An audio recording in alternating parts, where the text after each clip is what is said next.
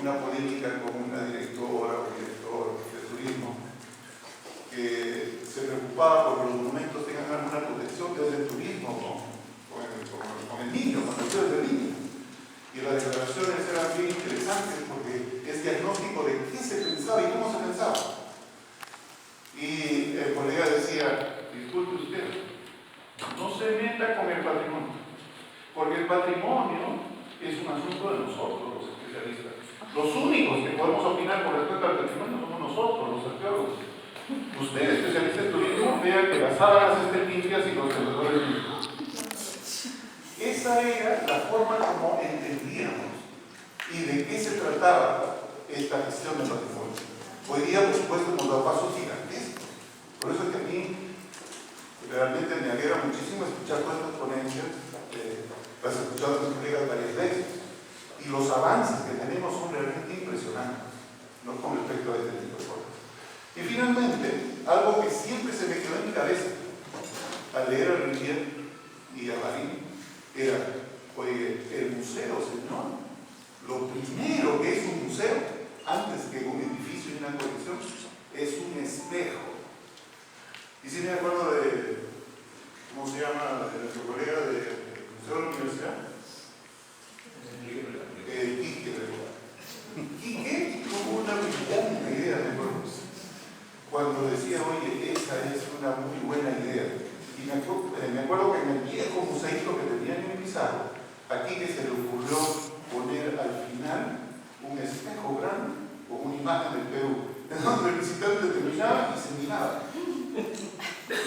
Yo soy el Perú, ¿no? Y ese efecto me pareció brillante. En ese momento estoy hablando de los años 90. Entonces, el museo, de acuerdo con estas nuevas tendencias, no es el edificio pomposo de grandes inversiones, mucho concreto y con una colección valiosísima. Eso no es el museo. En los conceptos de la nueva museología es más que eso. Es eso y más. Primero, es un espejo. ¿Y quién tiene que verse en el espejo? ¿Los turistas? Y la comunidad. Esa es la enseñanza que recibimos de Barín, la enseñanza que recibimos de Rivière. Primero es un espejo, más que nada. Por eso para nosotros fue una guía permanente, ¿no? Quien haya conocido nuestras viejas instalaciones estará de acuerdo. Y pensábamos de que teníamos que trabajar fuertemente en educación. Y a nosotros, algunos colegas nos decían, oye, Alfredo, ¿qué haces tú metido con las escuelas y los profesores?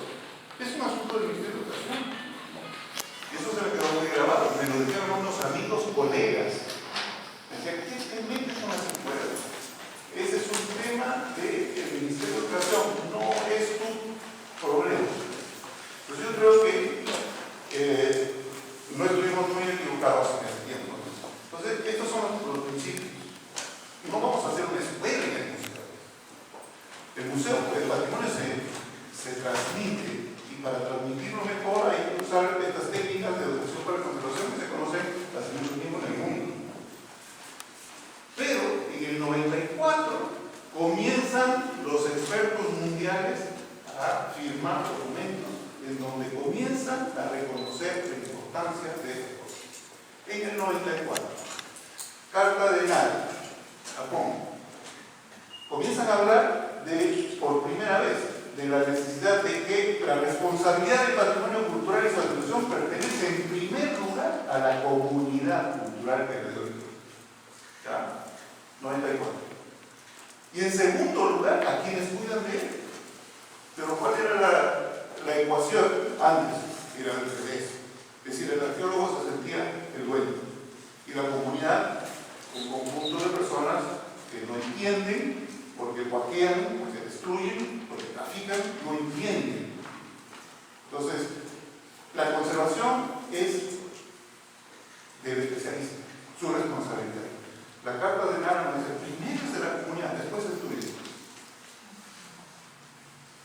Pero por supuesto, para que la comunidad asume es una chambosa. Es un trabajo muy grande.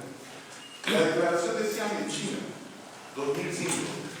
Y esta declaración por primera vez está hablando del entorno. La conservación de un monumento no es el monumento solo, es el entorno. ¿Y qué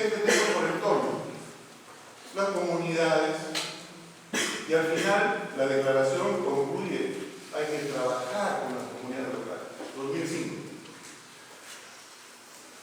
Y en Río de Janeiro, en el 92, tuvimos esta convención mundial y por primera vez los estados del mundo comienzan a introducir conceptos de sostenibilidad en políticas de Estado, pero en este caso dirigidos especialmente al tema turístico. Entonces la legislación peruana comienza a partir de Río a incorporar elementos de sostenibilidad. ¿Y por qué pasa la sostenibilidad? Miren, Agenda 21. Participación de ciudadanos. Los ciudadanos deben participar. No solamente son los que esperamos a que entren al museo y nos dejen un valor de entrada. Eso no es el museo. Que venga más gente a verlos. No, eso no es un museo. Entonces, los ciudadanos tienen que participar y la participación se entiende de manera sostenible, ¿no? Y sobre todo, las decisiones tienen que ser adoptadas a nivel local. Esto es cumbre de Río de Janeiro. Está hablando de poblaciones nativas y poblaciones locales. Eso es la razón de ser. Y por supuesto, con esta Agenda 21 hablamos de entrenamiento, de educación, conciencia pública, todos los sectores de la sociedad. Hay que medir el nivel local, concertación para el desarrollo sostenible. Entonces, en síntesis, el concepto de la nueva museología parte de transformar la vieja ecuación. Y la vieja ecuación de edificio, colección público y turistas se transforma en territorio, patrimonio y comunidad. Esto excluye al turismo de ninguna manera. El turismo se concibe como un concepto de sostenibilidad y el turismo coadyuva, ayuda, contribuye, genera trabajo, genera educación, genera muchas cosas, ¿no? Pero bajo un concepto totalmente diferente. Entonces, monumentos como este están más allá de ser intangibles, ¿no es cierto? No solamente ser intangibles. Participamos con criterios de paisaje y generamos a través de nuestro distrito inicialmente estas redes, caserío por caserío, escuela por escuela, profesores, familias, artesanos, etc. Que Bernardo lo va a explicar con mucha detalle. Entonces, esta ecuación de territorio, patrimonio y comunidad concluye en lo que es el ecomuseo. ¿El ecomuseo es un museo de la naturaleza? No. Es esta ecuación. Territorio, patrimonio y comunidad. Por eso cuando ustedes vayan al Museo de Tucumán, la palabra más importante se llama nuestro territorio, ¿no? Porque responde a estas ideas. Y el ecomuseo es una herramienta, es un método de trabajo que trata de influir en la sociedad donde se incluye el museo para generar elementos de sostenibilidad comunitaria. Eso es nuestro ecomuseo. Y de aquí hemos escogido algunos elementos que nos incluyen con territorios mayores. Por ejemplo, ese arbolito es del bosque del seco de Garrobos y es idéntico al que está en el logotipo del santuario Bosque de Poma, porque es un símbolo para nosotros de lo que significa el patrimonio en sus diversas expresiones. Pero además tiene un San Pedro, y ese San Pedro simboliza ¿qué? El pasado prehispánico y ese diálogo del pasado con el presente con los curanderos de todo este evangelio. Obviamente, el esfuerzo de este ecomuseo implica 4 áreas que Bernardo la va a explicar con mayor detalle, pero que se esfuerza por integrar a la mayor cantidad de instituciones, personas de nuestra comunidad, porque la gestión del patrimonio no solamente de los arqueólogos y los especialistas, sino todos ellos, ¿no? Y participan con diversos mecanismos que el ecomuseo crea. Este proceso, felizmente, como digo, se ha venido desarrollando a lo largo de mucho tiempo en varias partes. Y siempre hemos estado muy atentos a lo que pasaba. Para nosotros fue muy inspirador el proyecto Cuchichaca, en el año 70, justo con esta revolución de la museología. Es un proyecto inglés que trabajó con una comunidad quechua e intentó recuperar el patrimonio arqueológico para que siga el desarrollo y la productividad de esa comunidad. Huacapuyán, desde el 84, inaugurada como museo de sitio en el 85 al 90. La Huaca Cuyana para nosotros fue nuestra primera escuela.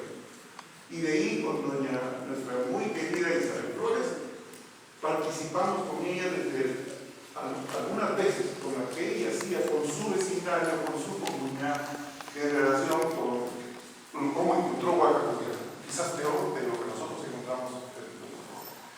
Luego de nuestro proyecto en el 90, San Pablo Puntuhuasi, con la misión japonesa, es una misión cuya universidad altamente científica especializada decide trabajar con la comunidad campesina y con el Estado. Hoy día este museo está en manos de la comunidad campesina en una alianza con el Ministerio de Cultura.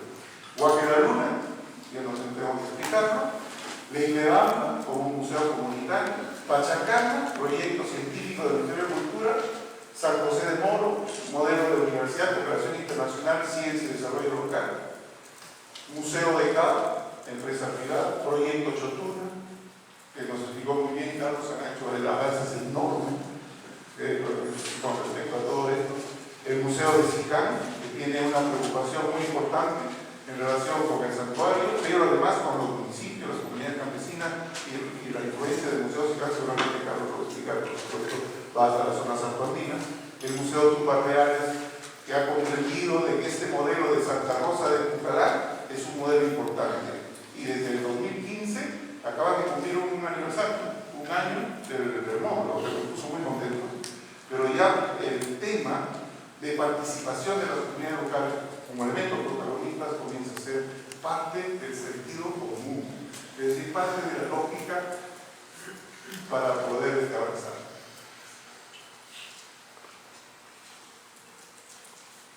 ¿Estamos de acuerdo o no? Ojalá. Entonces tenemos algunos elementos de sostenibilidad que podemos discutirlos, solamente los voy a mencionar. O sea, de acuerdo a nuestra experiencia, ¿qué cosa es hacer una gestión sostenible del patrimonio arqueológico? Es complicado. Pero por lo menos a través de este tiempo hemos generado algunas ideas. Sin conocimiento científico. Han escuchado en la mañana la brillante presentación de Carlos. La arqueología, la ciencia como un motor tan importante para poder entregársela a la comunidad, ¿no? Y hacerla partícipe de eso. La ciencia es la base de estos procesos. Tenemos que ser muy buenos arqueólogos, tener buena calidad de información, pero no guardarlas en nuestros artículos para los grandes libros y el Congreso, entregárselas a la comunidad. Segundo, ser gestores, por lo tanto, de narrativo. Hay que aprender a ser gestores. Si el arqueólogo quiere ser un gestor, oye, pero piensa que vas a ser arqueólogo o gestor, porque las cosas te llevan mucho tiempo. Incorporar a la sociedad, partiendo de las comunidades locales, promover la aplicación de conceptos de educación para la conservación, generar una economía productiva, una integración productiva desde el nivel local a partir del patrimonio, articularse intersectorialmente. Siempre estamos conversando entre nosotros, no podemos estar fuera del sector turismo. Tenemos que ser parte de una unidad operativa que nos permita trabajar juntos. Generar planes nacionales. El Ministerio de Cultura no tiene un solo plan en relación con el patrimonio. ¿Cuántos monumentos tenemos que inscribir al año? ¿Cuántos proyectos de investigación tenemos que tener al año? El Ministerio no tiene. Tiene esfuerzos aislados que están integrados en un plan. ¿Hay lineamientos de política? Sí. Planes no tenemos. El Ministerio de Turismo sí tiene planes. Sí, señor. Tiene planes nacionales, tiene planes regionales. Más de bien, los tiene. Y participan toda la sociedad peruana, ha participado con sus representantes para elaborar esos planes. Cultura, ¿no? Fondos de emergencia, como los que mencionamos para la mañana, también con otros colegas, y planificar cambios generacionales, ¿no? Yo siempre le digo a Ricardo Barros, ¿qué te va a suceder en tu trabajo? A Santiago Uceda. No, pues nosotros hemos pensado también en quién va más adelante. Tenemos que ir capacitando, tenemos que ir dejando responsabilidades, tenemos que ir saliendo del escenario y asumiendo que las nuevas generaciones tomen el reto. Entonces aquí termino. Este territorio, nosotros los arqueólogos de Lambayeque, Carlos Ceguera, Fuente de Alba, Carlos Huesca, Lucho Chero, ¿quién nos va? Marco Fernández, Bernardo Delgado, nos hemos puesto a trabajar en base a estos conceptos y estas ideas y estamos generando una propuesta de paisaje. Entonces, finalmente, la unidad ejecutora pudo contratar un equipo de geógrafos para que nos dé un ordenamiento de nuestra región en unidades de paisaje. Entonces, hicimos con estos territorios de desierto, valles, piedemontes, etcétera, etcétera, partes altoandinas, tradiciones, costumbres, etcétera, el proyecto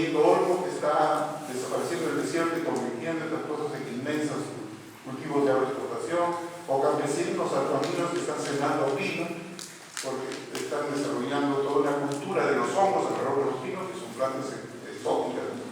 Pero en fin, las cañas de azúcar, el arroz subsiste con la palta o con el loche, que son cultivos tradicionales. Hay gente que todavía defiende su algodón nativo. Hay mucha importancia de comunidades respecto a este recurso. Las unidades de paisaje o de naturaleza, como chaparrí, jagüeyes, especies extinguidas, son partes del paisaje. Pero igual que Trujillo, tenemos más de 1000 monumentos. Entonces la pregunta de la niña, ¿qué van a hacer con el resto? ¿No es cierto? ¿Qué hacemos? Entonces María dijo, solamente no podemos poner 6 o 9. ¿Sí? Entonces nosotros entendemos exactamente, son monumentos inmensos, tenemos por lo menos 250 edificaciones que son masivas, enormes, y el resto. Pero estos monumentos están asociados con una cultura inmaterial riquísima, poco estudiada, pero que es expresión de esta región. Hay lineamientos de paisaje cultural desde UNESCO, desde el Ministerio de Cultura. Hay posibilidades de hacer una dimensión objetiva y subjetiva del paisaje. Podemos tener toda una lista de criterios que ha sido elaborado por nuestros amigos geógrafos que trabajaron en este proyecto, como un diagnóstico y ideas para después del diagnóstico. Y ese diagnóstico de los paisajes de nuestra región han concluido en varios aspectos. Tenemos una gran cantidad de mapas que tienen que ver con los sitios, densidad de sitios, problemas que tienen estos sitios, amenazas de cada lugar, que concluyen en este tipo de manifestaciones. A la derecha tenemos un gran mapa de la región con todas las unidades de paisaje que se han sido identificadas, diferentes unas de otras por sus recursos, accesibilidad, geografía, etc. Y al costado, los restos que tenemos: denuncios mineros, grandes carreteras, enormes sitios para represas o cultivos agroindustriales, etc., que están alrededor de estos más de 1000 monumentos. Entonces nosotros nos hemos puesto a discutir todos estos museos, nos hemos reunido varios meses, hemos perdido un poco el paso últimamente por estos cambios ministeriales, pero tenemos que seguir trabajando todos en esto. Bruni, Tucumán, Huacarracá, Tumbas Reales, el Museo Circán, el Museo Chotumac, y entre todos nos hemos puesto, y hay algunos que nos están fastidiando, pues ya están repartiendo los ducados, los juzgados, los arqueólogos. Entonces, en realidad, estas unidades de paisaje están divididas en 4 grandes zonas. Una zona norte, una zona norte-central, una zona sur-central y la zona sur. Entonces, cada una de estas zonas está en manos de algunos museos. Por ejemplo, Tumbas Reales, Huacarracá están en la zona sur. En la zona centro-sur está el Museo de Reñafe, en la zona norte-central está el Museo Bruni, y en la parte menos conocida y más desértica, etc., está el Museo de Tucumán. Entonces, bajo estos conceptos que hemos dicho antes, se está trabajando bajo esta idea de convertir al museo en una herramienta de transformación y adaptación y interpretación e interacción con su territorio. Entonces creo que todos nosotros hemos discutido esto para pensar de que el museo, ese viejo concepto del museo, es como un museo a puertas cerradas, que recibe la gente, que espera con que la gente llegue al museo, se transforma en un modelo en donde el museo es un eje de desarrollo de un territorio que no solamente tiene patrimonio arqueológico, tiene patrimonio cultural, tiene patrimonio natural, etc., y que son parte de los elementos para poder enfocar un futuro